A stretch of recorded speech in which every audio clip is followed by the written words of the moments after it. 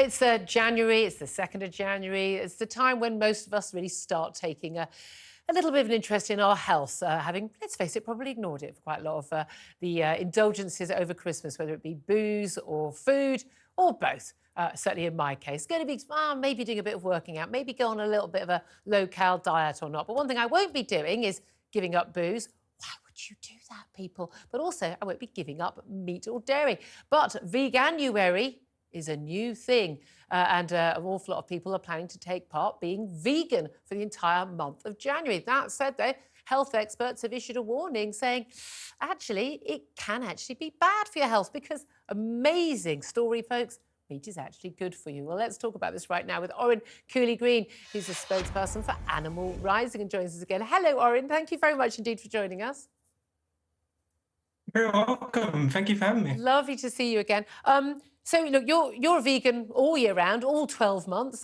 Why do you think people should take part in Veganuary when we are quite clearly, you just have to look at our teeth, look at our guts, look at other animals, we are quite clearly meant to be omnivores, we're meant to include meat in our diet. Why do you think we should cut down and only go for plant-based food?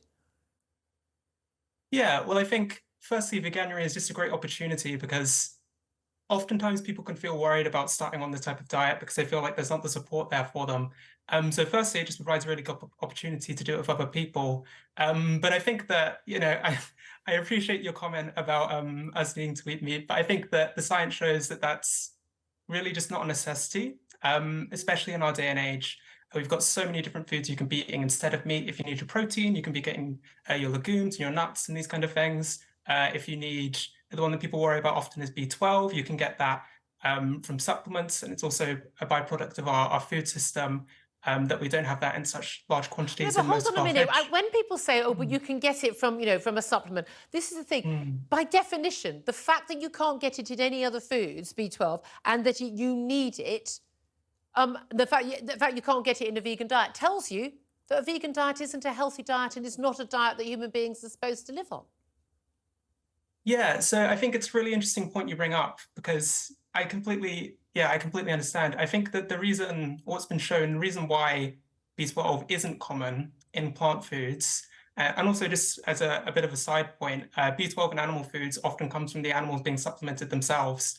But the reason it's not so prominent in plant foods is because all our foods are so sanitized in the way they're produced. So the kind of B12 that would come from the natural soil and our waters just isn't there anymore, unfortunately.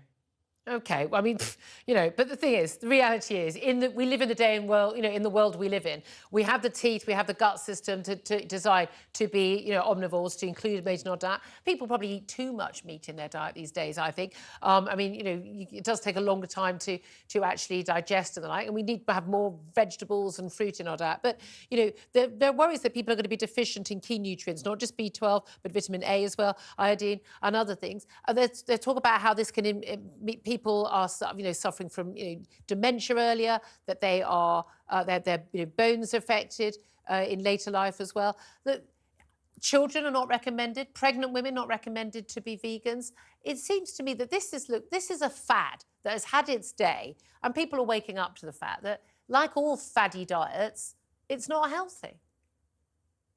Yeah, well, I'll come back on you that it's just a fad. I think what we're seeing is increasing numbers of people who are really taking this up. Like Veganuary had the highest numbers last year, for example. Tiny numbers.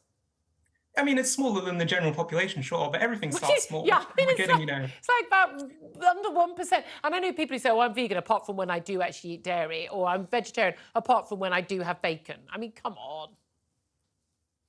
Yeah, well, I think that obviously there's different people and there's all sorts of different things going on, but generally we are seeing this shift in society, and I think it's difficult to deny this. Like we had David Attenborough recently promoting a plant-based food system, and we've seen the science. I know you're not a big climate person yourself. He loves every fad, does David Attenborough. By the way, David Attenborough thinks we should have fewer people on the planet, so maybe that's why he's pushing it. I'm going to have to leave there. Orin Cooley-Greene, thank you so much for joining us. Really quick word, Tom Slater. No plans for any of these diets and things? Oh no, I oppose veganism just on purely sort of flavour and taste grounds. So it's not about it being biologically natural. Meat. It's just a lot. It's just like I love fish. I love dairy. How do you live without cheese? I do totally with you. It's a thought Mature cheddar cannot, or bacon or steak can never leave my life. I have to say, with you all the way. Let's carry on. We'll push on through.